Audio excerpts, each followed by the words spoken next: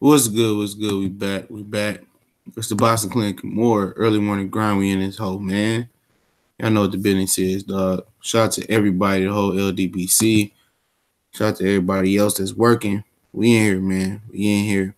Gonna talk about some of the upcoming fights. Could have talked about, I guess, the Wilder Fury shit, man. This is getting redundant now. You know what I'm saying? Talking about the hate. We already know what type of cloth a lot of them dudes is hating on them to build with, man. So I'm not even gonna go into it, man. But this weekend you do have Beltran versus Pedraza. I'm gonna get to a prediction video via video request. It's gonna be in Arizona and Phoenix. Dog on the undercard as well. Yo, Garcia coming back on Facebook Watch. The flyweight card. Obviously you got Danny Garcia, Sean Porter. You gets on the card. Adam Nunauki, Charles Martin. That card don't even look as good as it was anticipated to look. We could start there with Danny and Sean. It was supposed to have Benavidez and Anthony Durrell on there.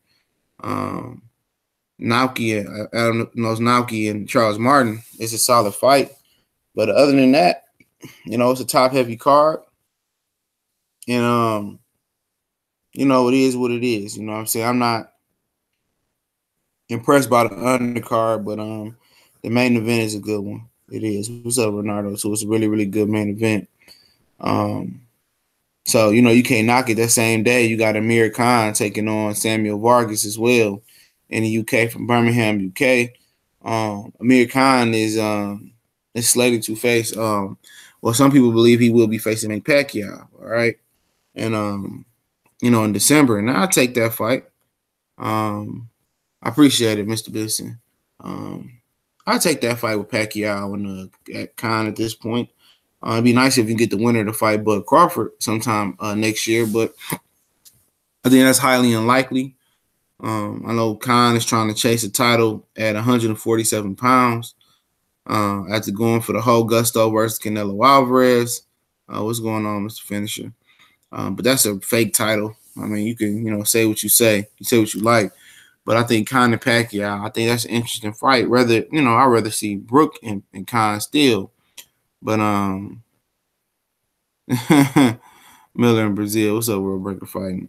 Yeah, I really see that. But at the end of the day, I mean, I take Khan and Pacquiao if Khan can get past Samuel Vargas, which he should be able to get past him. And then September 14th, you have Jose Ramirez taking on Antonio Orozco. Hopefully I'm saying his name right. I've never seen Antonio Orozco fight, but I heard that he's a really good fighter when he can make weight. So that'd be a challenge for Jose Ramirez if Antonio Orozco's skill set is as good as people say it is, and if he can make weight comfortably, which sound like it's going to be a stretch. I just had to look at the film, man. But I'm not sure, if Antonio Orozco can make weight, But I think it sounds like he got the talent to beat Ramirez. But on that card, ain't nothing special. Antonio DeMarco, Jamil Herring, separate bouts, nothing special. And then you go to September 15th, you got Golovkin and Canelo. All right. And also on Golovkin-Canelo undercard, you got Cecilia Brakis, Chocolito, and also you got Brandon Cook taking on Jaime Maguire, which is a good fight. And then you also got now it sounds like you're gonna get Dave Lemieux versus Gary Spike O'Sullivan. So that's a solid undercard for HBO, for that pay-per-view. And I'm not gonna lie, I'm not gonna pay for it though. I don't rock with Golden Boy. That's a solid undercard. Brandon Cook is a really, really good fighter. I'm not gonna say a really, really good fighter, but he's a good challenge for Jaime Maguire. And we know Spike O'Sullivan and Lemieux, that's a solid fight. I know most people feel that Lemieux is probably gonna knock out Gary Spike O'Sullivan, which I can agree with. I think I could agree with, but it's a good undercard for Golden Boy. You know what I'm saying? They easily could have made Lemieux and Gary Spike O'Sullivan his own card. What's going on, Roger? He could have easily made that his own card, but they stacked this undercard because I believe, one, they know it's not sold out yet, and two, they don't believe it's going to do well as the first fight, all right? And also, there's no official numbers that came out for the first fight between Gennady Golovkin and Canelo Alvarez. And that's something else I want to touch on in this video, about official numbers and stuff of that nature. But as far as Golovkin and Canelo, so like I said, man, I don't know, man. I might never do a breakdown prediction video for this one, man. It just was too much bullshit, man. Too much bullshit in the game, man. Too much WWE. It seemed scripted. Too many people putting their foot in their mouth, making dumb comments, you know what I'm saying, between Abel Sanchez and Canelo and Oscar, you know what I'm saying? And Canelo Alvarez is getting mad because they keep throwing shots at him, failing the drug test. What you think? You know what I'm saying? You failed the test. You know, innocent or guilty, you know what I'm saying? Or just negligence or whatever you want to call it. You deserve it. You deserve it. And then you was all bulky and you was all swole up for the first fight. What you think? What you think? What you think people was gonna say? You know what I'm saying? You felt that test, the niggas gonna automatically think you was cheating the second fight, man. So, you know, all you getting mad and being angry, use it when you get in the ring. You know what I'm saying? Use that anger when you get in the ring. Because it ain't no point of going back and forth with Golovkin and Abel Sanchez and Tom Loeffler about the drug test. You was wrong. You failed the drug test. You was cock diesel the first fight, so people think you was taking something the first fight. So you shouldn't be going back and forth. You shouldn't have nothing to say, but just let your hands do the talking. Because this is a very, very critical fight for Canelo Alvarez. This is a very, very critical fight. You know, if he go out there and Golovkin knocks him out, knocks him down, dog walks him, you know what people gonna say. Oh, he was on the juice. He was on the juice. He was on the juice. That's what they gonna say. He was juicing. That's exactly what they gonna say. You know, it's critical. This is not only a deal, a career breaker or maker for or continue his career for Canelo Alvarez. This is make or break for Golden Boy. They said when they opened up the books, Canelo Alvarez was 97% of Golden Boy's career earnings. What they bring in, he was 97%. So Golovkin has a golden opportunity not only to end Golden Boy and end Canelo Alvarez, you know, out of boxing, but punch his ticket to the Hall of Fame. You know, they already gonna try to throw him in the Hall of Fame, all right? But this is the greatest. This is something that he can hang his hat on when he goes to the. You know, people can't say he should or shouldn't be in the Hall of Fame. This is his moment to punch his ticket there. This is his moment to shine. This is his moment to accomplish something. You know, what's up, new Fat Boy Fitness? What's going on, File Player? What's going on, everybody? BJ Slugs.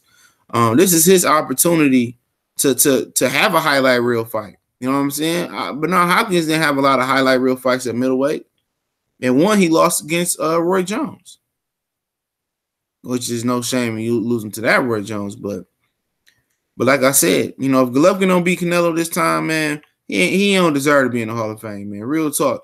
He's an epic letdown. You know, they said before the first fight, if he let it go to the judges, it was on them. They were planning on a knockout. He didn't go all the way for the knockout. You know, and just as it's so credible for him to get this victory, and it's credible for him to punch his ticket to the Hall of Fame and have a fight that has this type of notoriety and win it, and not get a draw, and not have naysayers say, "Oh, every big fight he win it, and he had a draw or it's questionable."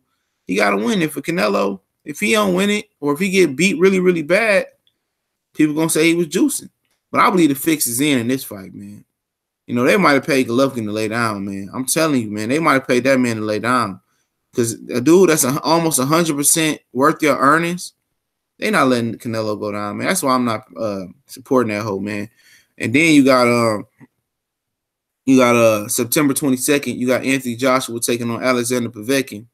And Luke Campbell and Giovanni Mendy is on the undercard. I believe Giovanni Mendy already beat Luke Campbell before, strong-armed him.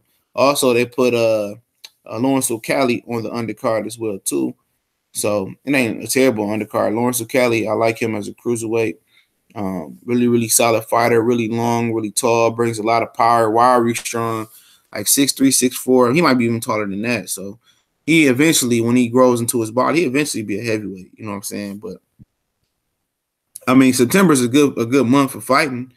But I think it's a month. I'm gonna say this for all the major fights in September. I think it's the month of, who the hell cares who wins? Really? I mean, do you really care who wins between Joshua and Povetkin? I mean, if Povetkin wins, okay, Wilder had to go to Russia, or he gonna babysit them belts over in Russia. If Joshua win, he gonna continue to babysit the belts in Russia. But if Joshua continue to win, it still holds our hope for a big fight with Wilder. At the end of the day, you can say whatever you say about Ash Juice Johnson, or Anthony Joshua, whatever you want to call him. But the bottom of you guys' hearts, you guys want to see, if you're going for Wilder, you want to see Wilder knock out Joshua. If you're going for Joshua, you want to see Joshua knock out Wilder. And the bottom of your hearts, you want to see that fight. So a lot of people ain't gonna admit it. You don't really want to see Povetkin beat him, but if Povetkin beat him, you're gonna have your memes and your jokes and your laughs, all that's gonna be ready. But in the bottom of people's hearts, they still want to see Wilder and Joshua, or possibly Fury and Joshua, depends on who win that fight. All right. You keep going. Golovkin and Canelo. Do you really care if you're not Hispanic or Team Golovkin?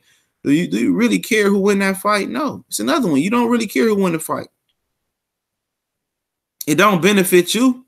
I mean, as far as it don't benefit nobody. Just say it benefits the entities in that fight. Golovkin fans see Canelo cheated the first time. See how he beat Canelo when he had that shit in his ass. And Canelo fans, he didn't have that shit in his ass. See how he beat Golovkin, he didn't need that shit in his ass. It benefits nobody. Nobody really outside of the fan base groups really have a dog in this fight. Because let's face it, the first fight wasn't all that great. When you add it up to what they were selling it as a knockout, slobber knocker, knockout, drag out war, it didn't live up to it.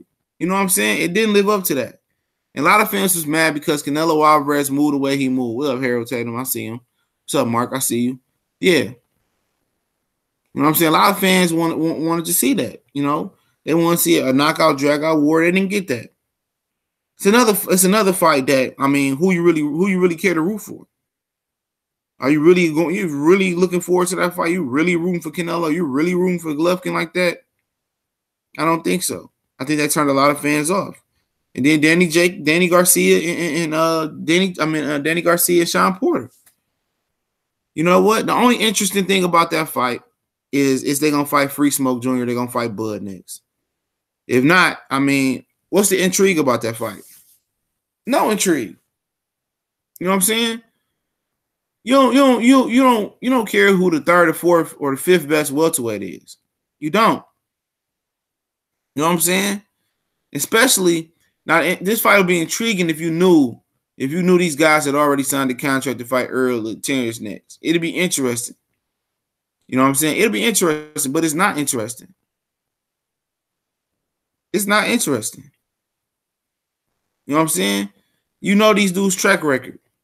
Sean Porter's track record is good. I give him that. Porter ain't ducked nobody in his career before. But until you start talking about Errol, he started talking different. And it's really no different talk between Earl and Sean Porter and Terrence Crawford, to be real. Ain't no too much different. It's how they articulate it is totally different. But at the end of the day, it sounds the same. Let's keep it real. It sounds the same. Terrence been, people you can go back. Terrence been dismissing Errol Spence. He wanted to fight Keith Thurman when he was injured. What Bob Arum say? What was that fight he had? He had a fight. And Bob Arum said, man, shut up. That's what Bob say. Bob said after the fight, shut up, man. He said, why would he call out Terrence Crawford and Keith Thurman, he's injured. He just dismissed him. People don't talk about that. He went on ESPN want to fight Keith Thurman. They tell him Earl Spence. We want to see Earl Spence. That's the fight we want. Well, Keith Thurman is the best, and you don't know about Earl Spence. Floyd hype asked him. He said the same thing. He not sounding too optimistic about that fight. He ain't sounding like somebody that really, really want that fight. You can say what you want to say about Earl. What Earl said, he got to clean his side of the block. And Earl also said they not going to throw him to him yet. So why is he concentrating on somebody that's not willing to get in the ring with him? You know what I'm saying? And that's just a fact. Why am I concentrating on somebody that has to answer to somebody? How does the boss have to answer to the employee? How does a fighter have to answer to a promoter? You know what I'm saying? But that's the way it's running over at Top Rank. And that's something that Crawford can always hide behind, just as Manny Pacquiao did.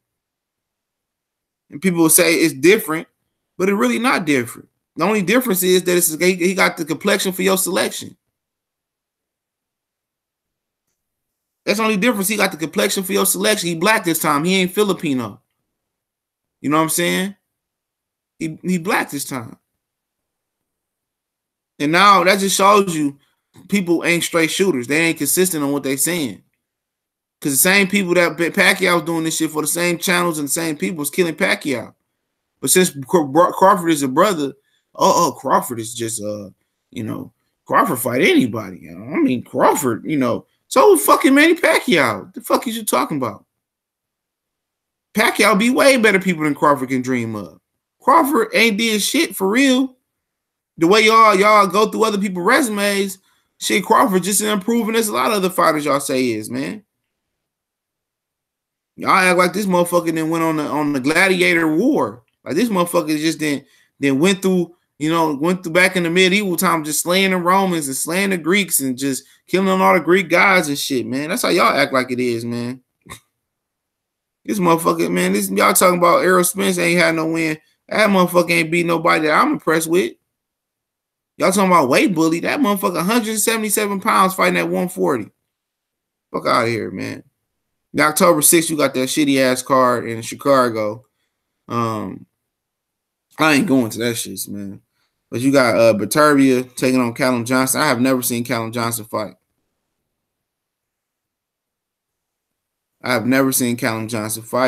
Danny Roman taking on, this is October 6th, Gavin whoever, McDowell. Jesse Vargas taking on Delorme as the main event. And Fat Baby Cheeseburger Miller taking on Thomas Adamick. That's a terrible card. I'm not even gonna waste my breath on that card. All right. So basically, October 20th, that same day on ESPN Plus app, you probably gonna get Ryota Murata, who has a TVA, which is gonna be Jason Quigley from Golden Boy and from Ireland. You can get that on the ESPN Plus app. And also you're gonna get Billy Joe Saunders taking on Demetrius Andrade. And it looks like Katie Taylor is going to be the undercard to that. All right. It should be an undercard to that. So Billy Joe Saunders, Demetrius Andrade is a good fight. You know what I'm saying? A very, very good fight. So it's gonna be in Boston. I think they're gonna announce it real soon. Like I said, Demetrius Andrade is a more talented fighter, easily. Andrade is a way more talented fighter. Like I said, Billy Joe Saunders can fight, but he don't have Andrade's ability. And I heard somebody say Andrade is flat-footed. Yeah, Andrade ain't got he ain't the most fleet of foot. Somebody said that yesterday. But he can move on his feet. He can box. He's long. He's strong. He's tall.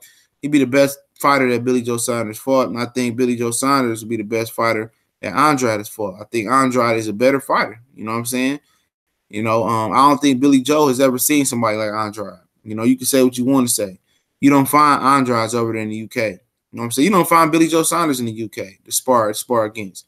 Nobody's defensive, quick, cerebral, and have those slick abilities like Billy Joe. But like I told you guys, dudes who look slick versus Andy Lee, dudes who look slick versus them stiffs in the UK like Eubanks.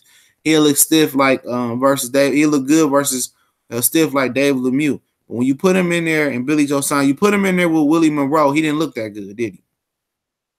You put him in there with another athlete, another guy that got speed, quickness, and Willie Monroe just don't have the experience or the heart. When you put him in there with guys like that, he don't look the same. You know what I'm saying? He don't look the same. He don't look as dominant. And I'm telling you, if Demetrius Andrade is mentally stable and shape, and the inactivity is not far off. They both fought twice last year. They both fought last year, October and December. You know what I'm saying? Or something like that. So the activity in the rush shouldn't be a factor. But you're talking about, I'm telling you, dude, when you put Billy Joe in there and you put any of those white fighters from the UK to Ukraine in there with an athlete from America, a black athlete from America, it's an adjustment. Those athletes are used to being the best athletes in the world. They used to being slick and against a whole bunch of upright competition they be fighting. But you put him in there with another slick guy with some rhythmic movement, it's going to be an adjustment period for Billy Joe Saunders. You know what I'm saying? It's going to be an adjustment period. Will he adjust and dominate? That can happen. You know what I'm saying? If Andrade is on his complete top game and Billy Joe's on his complete top game, Andrade is a better fighter. You know what I'm saying? You know, y'all can say what y'all want to say.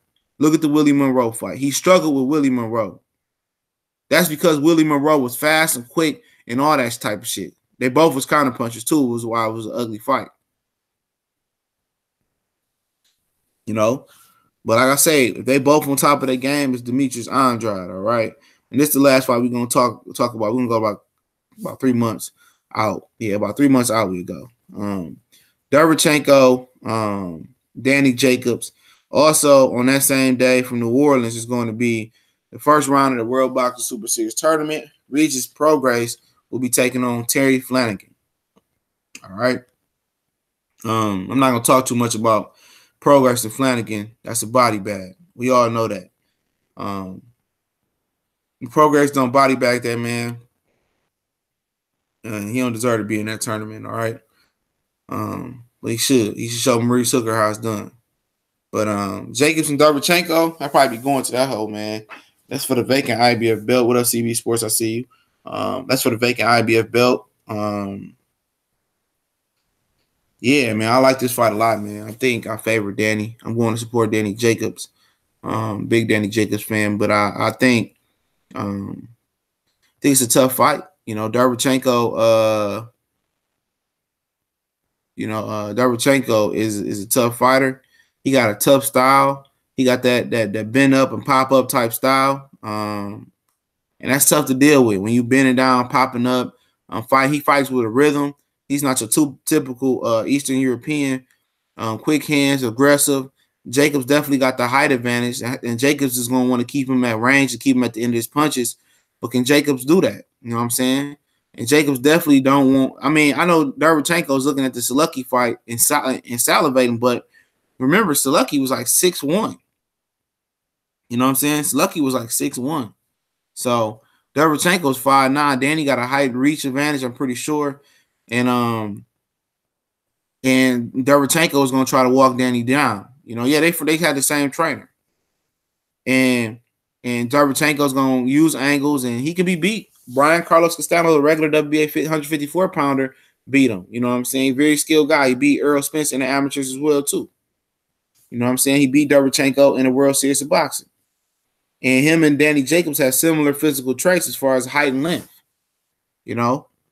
But Danny Jacobs, you know, if he don't win this fight, man, the shit's over, man. The shit's over for him. At least at middleweight. This is his title shot again. This is his third real title shot at the title. The first time he came up short versus Pirog. The second time he came up short versus Golovkin. Now the third time, if he don't win this shit, he just ain't meant to be a real world title holder. Let me say that, not a real world champion, real world title holder. But like I said, it's a good fight. Then the winner of this fight, Billy Joe Saunders want to fight them. I believe if Andrade win, I think Eddie Hearn will have a hard time getting Andrade to fight Danny Jacobs next, and you might see Danny Jacobs versus Jamal Charlo before the WBO is involved. Now, Billy Joe win, I think you'll see Billy Joe versus Danny Jacobs, and then eventually the winner versus Jamal Charlo at some point. You know what I'm saying? Because I think it's starting to make sense now that these guys got belts, they're going to want to unify. A lot of these dudes is busting at the seams to make the weight. You know, like Billy Joe, like Jacobs, you know, now they got to bust a move. You know, now they a little bit at the end of their career, they kind of trickling out of they prime. Now they got to bust a move. Now it's time to unify. Now the Canelo and Golovkin is pretty much out the way.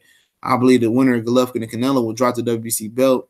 I think Charlo know that he'll become the full title holder. Okay, so yeah, I think things gonna happen. Yeah. Danny way taller than Sergey. That's what I said. He's taller than Sergey.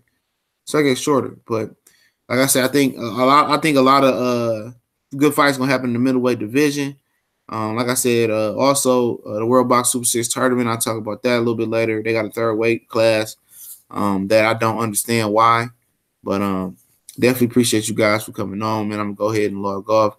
Shout out to the whole chat. Make sure y'all smash that like button on the way out. Appreciate you guys. Y'all know what the business is, man. Always switching it up, not just talking about the same thing every day, man. Trying to switch it up, try to give y'all different angles. I got some good videos coming today. About to chop up at least a couple more, man. And yeah, also you got T-Tay taking on that a lawyer guy in the World Box Super Series Bantamweight tournament. That's gonna be flames.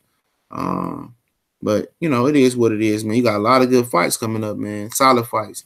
It ain't the fights that, you know, not necessarily that everybody wanted. It ain't the Wilder, Joshua. It ain't the Charlo Jacobs or the Charlo Golovkin. I mean, you got Golovkin Canelo coming up. It ain't the premier fights.